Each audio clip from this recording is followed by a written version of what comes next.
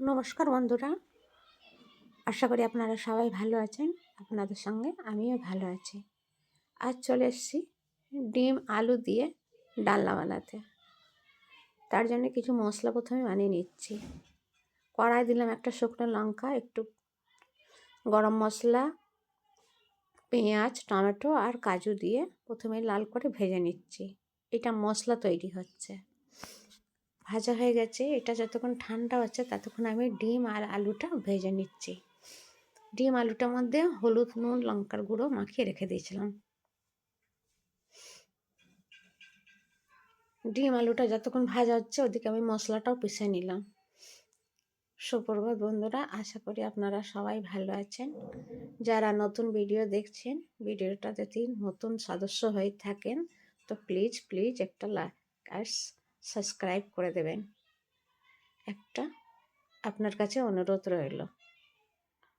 দেখুন ডিম আলুটা ভাজা হয়ে গেছে। রসুন আদা বাটা দিয়েছিলাম আর জিরে ফোড়ন দিয়ে ডিমটার আলুটা বেশ ভালো করে লাল লাল করে ভাজা হয়েছে। সামান্য একটু জল দিয়ে মশলাগুলো দিয়ে দিলাম হলুদ গুঁড়ো, জিরে গুঁড়ো, ধনে গুঁড়ো, লঙ্কার গুঁড়ো আর এই বাটা মশলাটা দিচ্ছি। আর দেবো পরিমাণ মতো নুন। মিক্সি ধোয়ার একটু সামান্য একটু জল দিয়ে দিলাম। এবার ডিম আলু সঙ্গে এই মশলাটা খুব ভালো করে ভেজে নিচ্ছি। একেবারেই সহজ, কিন্তু খেতে বেশ ভালো লাগে। রেস্টুরেন্টের মতন একেবারে তৈরি হয়। ওদিকে আমি একটু কিছু মটরশুঁটিকে সেদ্ধ করে রেখে দিয়েছি। বলতে পারেন পুরোই সেদ্ধ হয়েছে। এদিকে আমি ডিম আলুটা খুব ভালো করে কষিয়ে নিয়েছি। দেখুন একেবারে কালার চেঞ্জ হয়ে গেছে, তেলও ছেড়ে দিয়েছে। এই সময় আমি ডিমটা দিয়ে দিলাম। ডিমটা দিয়েও ভালো করে ভেজে নিচ্ছি। এবার দেখুন বেশ ভালো করে ভাজা হয়েছে ডিম আলুটা। এই ঠান্ডাতে ডিমের ডালনা খেতে বেশ ভালো লাগে, গরম ভাতে বা রুটিতে। দিয়ে দিলাম মটরশুঁটিগুলো জল শুদ্ধ।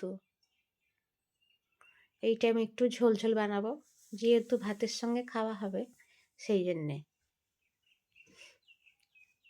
আর এতে সব কিছু দেওয়াই আছে, গরম মশলা তাই জন্য এতে ধনেপাতা শুধু দেবো নামাবার সময়। তো বন্ধু, এই রান্নাটা আপনার কেমন লাগলো? ভালো লাগলে পরে অবশ্যই একটা লাইক আর শেয়ার করে দেবেন। বানালে পরে কমেন্টে জানাবেন কেমন হয়েছে। দেখুন মটরশুঁটি, ডিম, আলু খুব ভালো করে সেদ্ধ হয়ে গেছে। এবার আমি এটা প্লেটে বার করে নেব। তার আগে একটু ধনেপাতা দিয়ে দেবো।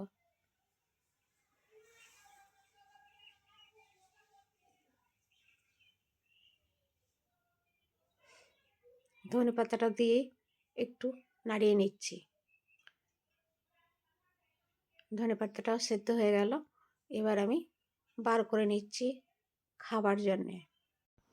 আশা করি আপনাদের ভালো লেগেছে এই রান্নাটা।